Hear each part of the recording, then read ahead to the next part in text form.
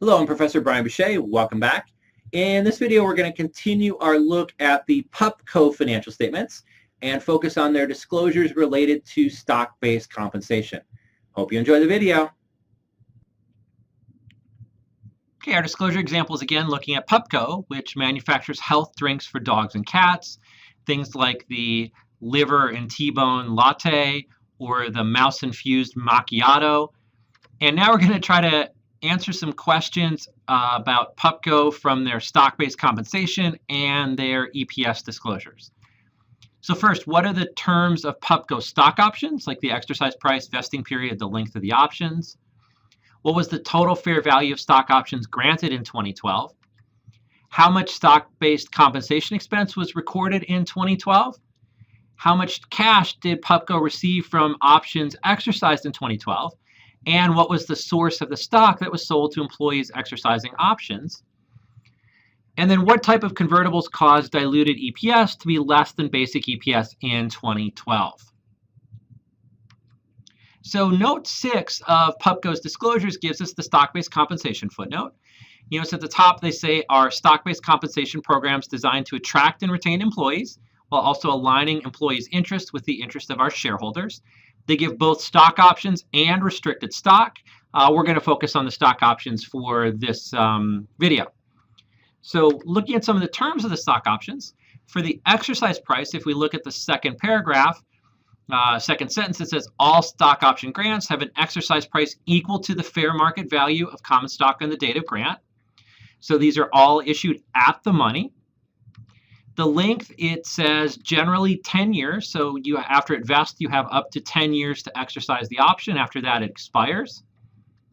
The vesting period, it says that the fair value of option grants is amortized to expense over the vesting period, which is generally 3 years.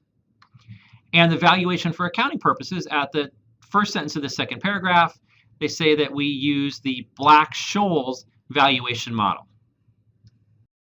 Who are these Black-Scholes dudes? And what is their model? So these Black-Scholes dudes are Fisher Black and Myron Scholes, and they came up with a closed form equation for valuing options, building on the work of someone named Robert Merton. Merton and Scholes eventually won the Nobel Prize. Fisher Black would have won it also, but he had passed away by then, and you can't win the Nobel Prize unless you're alive. But anyway, here is the formula from Wikipedia. And if you know your continuous time math, then this will make a lot of sense to you. But if you're like most people, this looks like gobbledygook. It's beyond the scope of the course to go through how this equation works. So for now, just trust me that this is the state-of-the-art way to come up with the fair value of an option. And there are people that figure out how to do it. And you'll have to find another course if you want to learn how to apply this Black-Scholes model. Next, we're going to take a look at the fair value of 2012 option grants. But before we calculate that, I just want to go through all the information that we're getting in this part of Note 6 on stock-based compensation. The top section pertains to stock options, the bottom to restricted stock units. I'm not going to talk through that, but it's here so you can go through and look at it yourself at your leisure. So going back up to the option part, we have outstanding options at the beginning of the year. Granted options are new options that were granted to employees during 2012. Exercised are those options that have been exercised by employees during the year. And forfeited or expired are either employees have left before the vesting period, so they had to give up their options, or more than 10 years have passed and they haven't exercised them. So that gives us the outstanding options at the end of the year. And then below that, we have exercisable options. Those are ones that have vested. So you could take the difference between outstanding and exercisable to find out how many have not yet vested. All of the average prices are average exercise prices or strike prices for the options. Average life is how long they've been since they were granted.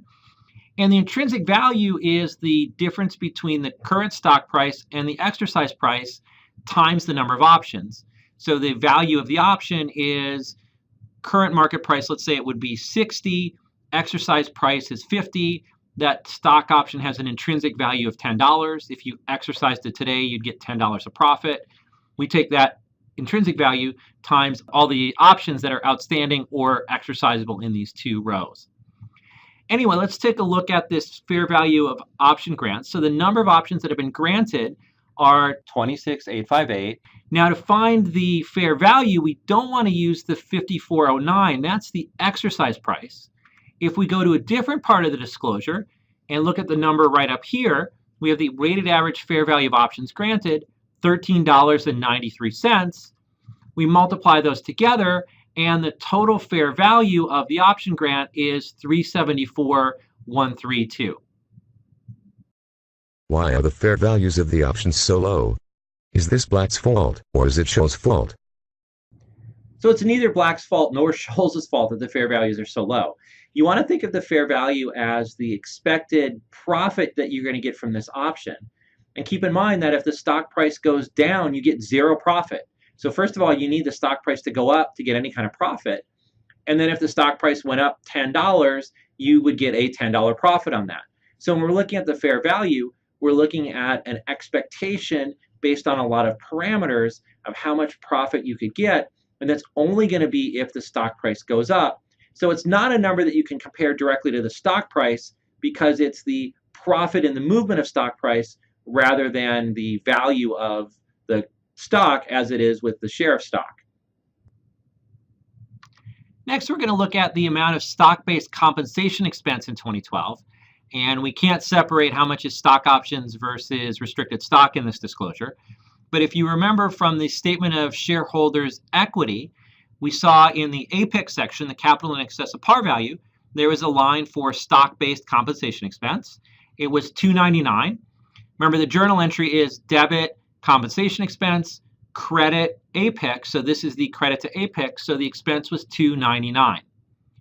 The other place where you can see this stock-based compensation expense is on the statement of cash flows. So here's the cash from operations section. And if you notice here on the third line, stock-based compensation expense, $299. It works just like depreciation, where it's a non-cash expense, reduces net income. So to get from net income to cash from operations, we have to add it back. So you can generally find stock-based compensation in the statement of stockholders' equity and add it back as a non-cash expense in the statement of cash flows. Yet another non-cash expense to add back on the SCF. How do you expect us to keep track of all of these? Put up the SCF again. Look at how long this section is. What the lamb? I'm so sorry that there are so many of these add backs in the SCF that you have to keep track of, but we put a lot of non-cash expenses into net income, and if we're going to go from net income to cash flow under the indirect method, we got to add them back or subtract them out. The good news, I guess, is that if you're just going to be a user of financial statements rather than a preparer, you don't have to memorize them. You can just look at the statement of cash flows, and you'll see all of these non-cash expenses or revenues added back or subtracted out on the face of the statement. I just need you to be aware of why they're there and recognize that these are non-cash items, which is why they're adjusted, not cash items. Next thing we're going to look at is how much cash did Pupco get from its employees exercising options. So in the disclosure note 6, we can see that there were 23,940 options exercised. The average exercise price was $43.47, which means that the total cash received by Pupco would have been over $1 billion, so 1041. And to verify this, we can look at the statement of cash flows, the cash from financing section, and we have a line that says proceeds from exercise of stock options, which is 1038. Supposed to be pretty much the same number. I guess there must have been some rounding error here or there, but what's $3 million among friends? So basically the same number we see here on the cash flow statement as we saw in the footnote. Before you go on and tell us about more rounding errors, can you explain the excess tax benefits from share-based compensation line? So the excess tax benefits line that you see here in the statement of cash flows are the tax savings that the company gets when employees exercise options. So remember in a prior video, when an employee exercises an option, the difference between the current stock price and the exercise price is taxable income for the employee, becomes a tax deduction for the company. The company can use that tax deduction to save on taxes, and we show those tax savings here in cash from financing. Now, it's a little bit more complicated than that, and some of these tax benefits actually do work their way through operating, but the best way and the easiest way for our purposes to think about this are these excess tax benefits are the tax savings the company gets anytime an employee exercises a stock option. Okay, next we're going to look at where that stock came from to sell to employees for these stock options. So we go back to the statement of stockholders' equity, the repurchased stock section, treasury stock section, and there's a line item that says stock option exercises, 1487. So Pupco used treasury shares to reissue to employees for stock options. The amount was 1.5 billion or 1487. And the average price of that treasury stock was $61.96. And we can get that by taking 1487 divided by the 24 million of shares that were reissued for stock option exercises. So it looks like the exercise price on the stock options was $43.47, and we satisfied it by reissuing treasury share that we originally bought at $61.96. So, is this the real economic cost of stock options? A company buys back stock at $62 and sells it to employees for only $43. They are losing almost $20 per option. Yeah, when we talked about stock compensation earlier, we had mentioned that it seems to be a form of compensation where there's no cash outflow. And certainly if Pupco had just issued new shares, there would have been no cash outflow at all. But of course, that dilutes the ownership of current shareholders. Current shareholders don't like that. And so companies often tend to use treasury stock to satisfy these employee stock option purchases.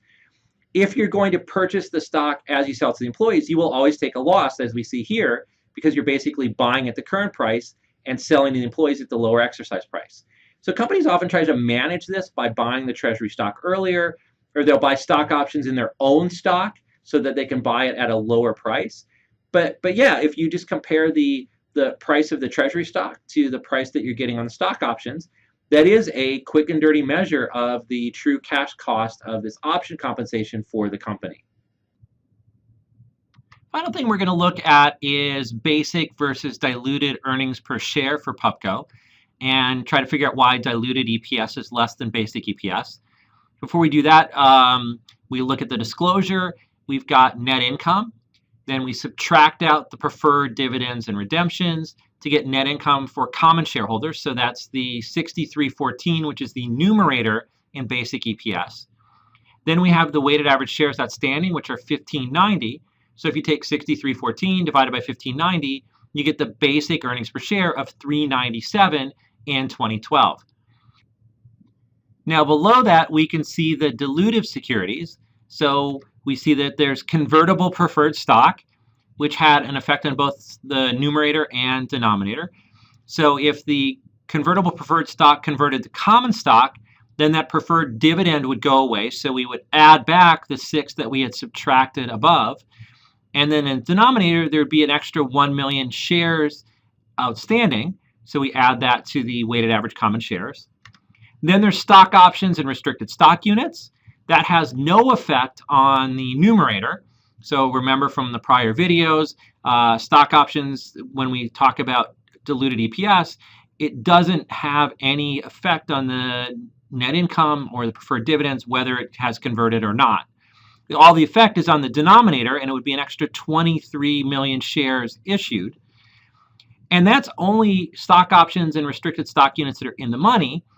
If you notice down below, there it says in the last sentence, options to purchase 24 million shares in 2012 were not included in the calculation of diluted EPS because the options were out of the money. So the out of the money options don't count because the assumption is that they wouldn't convert since they're out of the money. So then we divide 6320 by 1614 and we get a diluted EPS of 391. So we have basic of 397 and diluted of 391. 6 lousy cents.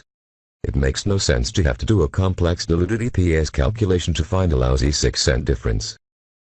Come on, Dave, give me a break. How many times have you been walking down the street, seen a penny laying on the sidewalk, and picked it up and happily put that 1 cent in your pocket? So 6 cents can matter. especially if you own, say, 1% of Pupco's outstanding shares. That's 10 million shares of stock. 10 million times 6 cents is $600,000. That would be a lot of net income that's going into the pockets of these convertible debt or stock option holders instead of your own pocket. So this stuff can add up pretty quickly. And so 6 cents in this case can really matter. And that wraps up our look at the disclosure example. Join me next time where we go through the 3M company's financial statements to look at these disclosures. And we'll try to find out if 3M company makes Post-it notes for dogs, which would make it a nice complement to the Pupco company.